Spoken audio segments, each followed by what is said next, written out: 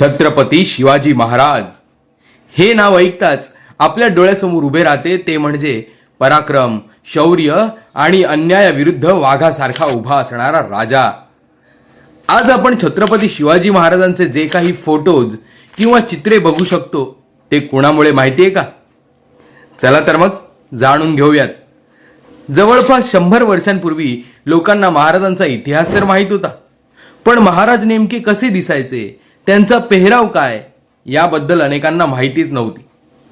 परंतु महाराष्ट्रातील या माणसामुळे महाराजांची नव्याने ओळख झाली आणि तो व्यक्ती म्हणजे इतिहासकार वासुदेव बेंद्रे.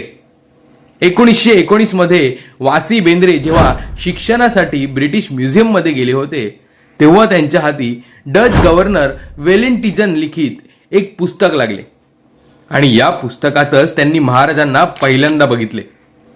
ते चित्र हार्बर्ड यंगर याने रेखाटले होते.